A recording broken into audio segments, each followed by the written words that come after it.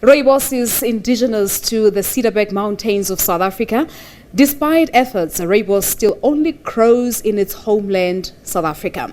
This localization makes it very unique. It is enjoyed globally but only grows locally. The history of rooibos goes back thousands and perhaps tens of thousands of years.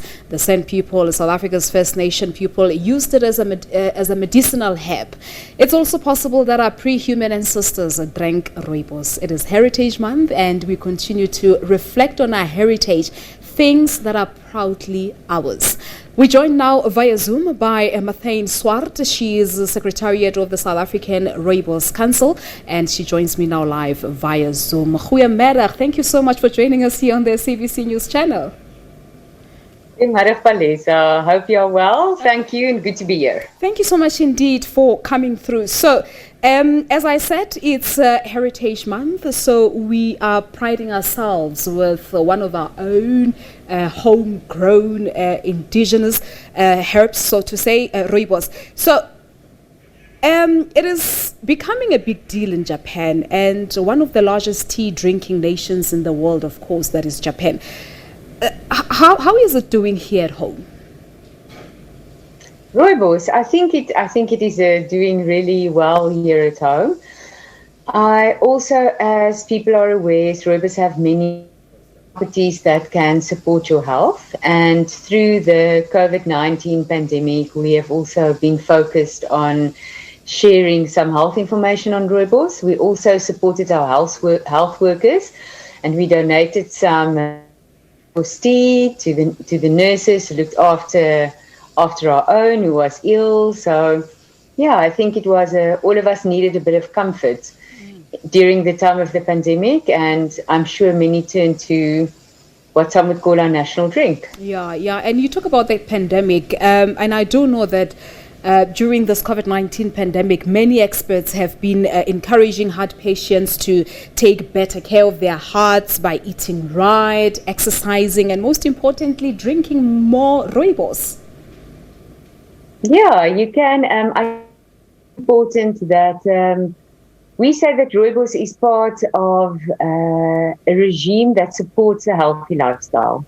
So I think to be healthy and to look after oneself is one of the responsibilities we have, and rooibos can certainly assist you in supporting your healthy lifestyle. So yes, we spoke about that, and we also did a nice press release about how rooibos can support heart health. Yeah, but most importantly, more research will be conducted into the beneficiary of rooibos itself, because I know that the council is ramping up research efforts to better understand exactly how this rooibos tea could help tackle some of the most prevalent diseases of our time. More than 4.5 million rand will be invested in this particular research. Talk to us about this. Exactly. So one of the key functions of the South African Rooibos Council, or not one of, our key function is to generate from our members a levy, and we use about 75 to 80% of these funds to do research on the health properties of rooibos, and then to disseminate the findings of the research to the consumer abroad, so that we can keep the consumer informed with scientifically based information. Recently, we also decided from a strategic point of view is to ramp up research focused on clinical trials. So to really take the research that we have done up to date and to take it one step further to make sure that that we can give assurance that this is how rooibos can support your health. So we're very excited about that. There's also an interesting project. There's a video that I was watching, The Pandemic Pick Me Up. It's a very powerful rooibos video that actually celebrates the strength of our natural heritage and nation, where this particular artist, makes beautiful drawings and pictures out of rooibos grains. So talk to us about that. This was, Melissa, such a wonderful project for us. So we, at the beginning of the pandemic, we said, we can communicate about rooibos supporting your health. We can donate tea to health workers, but we really wanted to give something to the average South African citizen. and say, watch this and feel proud about yourself. We're all going through an extraordinarily hard time. And as we all know, the rooibos plant, you just referred to it, grows in Clanwilliam area. So in Clanwilliam area, the environmental circumstances are very harsh.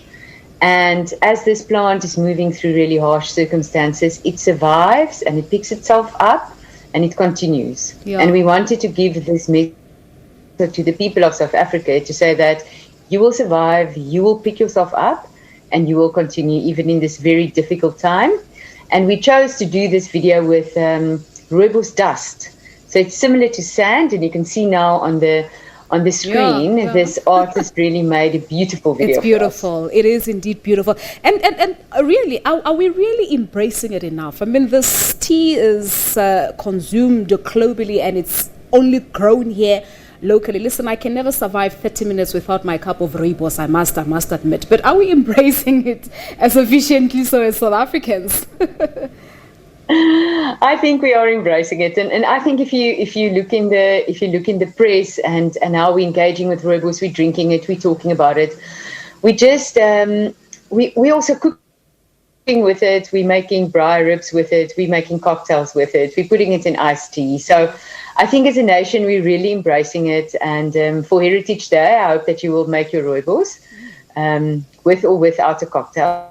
Yeah. You can either have it as a drink around the braai, or you can just make a lovely comforting cup of rooibos. And at the same time, you can know that this is a beautiful caffeine-free drink that you can healthily enjoy with peace of mind. I was about to say that I take it hot in the morning and cold in the afternoon. We have to leave it at that. Yeah, and thank you so much indeed for your time. Ons waardeer dit baie. Thank you.